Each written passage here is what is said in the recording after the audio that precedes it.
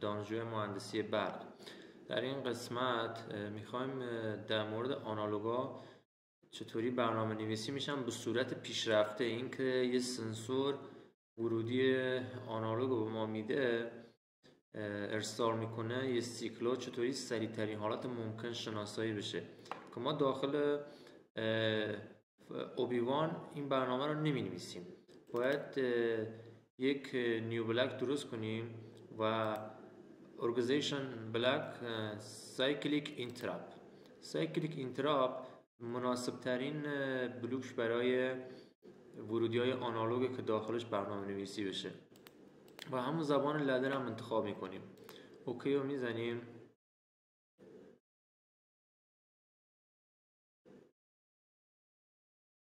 خب در این کادری که برنامه نویسی انجام میگیره، ما باید اینجا نرم X و اسکیل X که مختص برنامه نویسی برای PT100 و همون ورودی آنالوگ هست قرار بدیم. خب برای اینکه این والو ورودی آنالوگ ما ببینیم که اون ورودی آنالوگ داخل سی پی یو چه بیتی ثبت شده و ورودی آنالوگمون کدش چنده، باید داخل دیوایس کانفیگوریشن و تنظیمات خود سی پی یو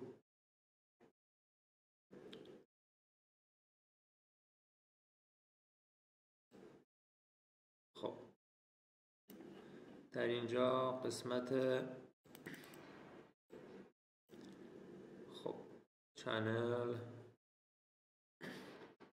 چنل صفر، همون کانال صفرمون، ورودی صفرمون IW64 هستش. خب ما این IW64 رو باید بیاریم داخل والو نرم X مون ثبتش کنیم. IW64. خب ورودی سنسور مال PT100 مون به این وصل میشه، قسمت سی پی یو که این سی پی یو مونه و برای ورودی آنالوگش. خب آیز بعد نرم مینیموم ماکسیموم داره که 0 و 27648 عدد ثابت ماکسیموم ورودی های آنالوگ که حد بالاست. خب الان که خطا قرمزه یعنی که خطا داده، چون که ما اینجا تنظیمات رو انجام ندادیم و عنوان ریل رو انتخاب میکنیم و این هم ریل. خب این بعد اینتیجر باشه. درست شد. خب 0 27648. خب MD0 ما باید یه حافظه از لحاظ دبل ورد رو بهش بدیم و اینجا ما سنسوری که برفرض ما سنسور دما ما از 0 تا 30 شناسایی میکنه، یعنی از 0 درجه سانتیگراد تا مثبت 30 درجه. خب 0. خب ما باید به عنوان ریل وارد کنیم اعدادو. ریل.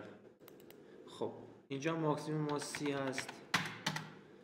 خب و اینجا خروجی نرم X رو که اوتپوتش هستش باید اینجا وارد کنیم، یعنی سنسور ما هرچی به ما میده در اینجا شناسایی میکنه و باید برای والو اسکیل X که اسکیل کنه ثبت بشه. 4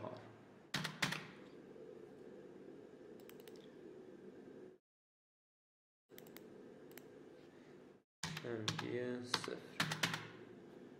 خب اینم ریل. خب برای خروجی ما یک حافظه دیگه باید وارد کنیم، چون که اینجا MD0 هست باید 4 دبل ورد بریم بالاتر. MD4.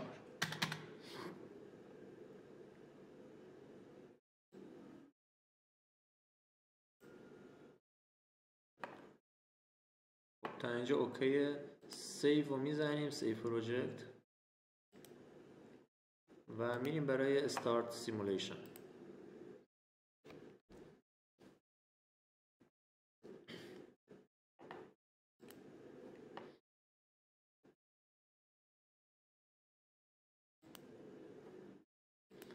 connect.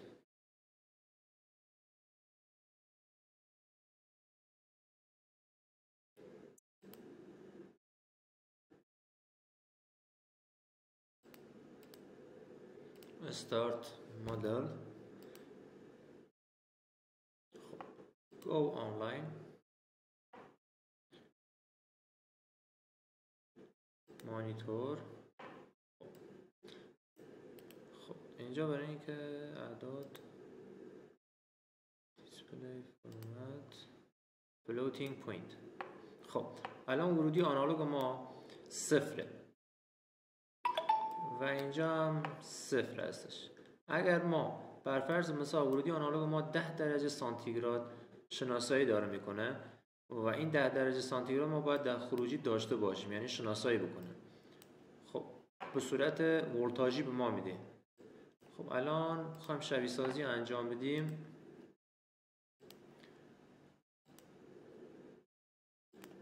خب آیورد 64 MD 4. خب اینجا طبق رزولوشنی که ما حساب کردیم 9216 یعنی 10 درجه سانتیگراد. خب اینجا 10 درجه رو به ما داده و بعد بریم خروجی اسکیل ایکس هم به ما 10 درجه داده. بله اینجا 10 درجه مشاهده میشه. خب حالا ما میخوایم اینو بکنیم 30 درجه. اگه بخوایم وارد 30 درجه بعد رزولوشنش رو حساب کنیم که این 30 درجه چه عددی باید باشه در خروجی ما که به صورت شبیه سازی ما داریم نمایش میدیم. وگرنه اگر PT100 ما به CPU 1200 ما وصل باشه دیگه نیازی نیست ما در سیمولیشن اینجا مدل سازی انجام بدیم و عدد وارد کنیم. به صورت خودکار خروجی ما روشن میشه و اعداد ورودی آنالوگ به ما میده که برای کالیبراسیون نیاز بهش داریم. خب اگر اینجا در این قسمت یک مقایسه‌گر بلوک مقایسه‌گرا رو ما قرار بدیم، بر فرض مثلا اگر از 10 درجه بزرگتر یا مساوی 10 باشد یک فن رو برای ما باید روشن کنه که کویلیم اینجا Q0.0. خب اینجا 10.0 MD4. خب نوع ریل باید باشه. خب دانلود. خب الان روشنه. چرا؟ چون که برابر است با 10 درجه و بزرگتر مساوی 10 است. اگر پایینتر از 10 باشد نباید خروجی روشن باشه و اینکه خروجی ما کاملا باید خاموش باشه. خب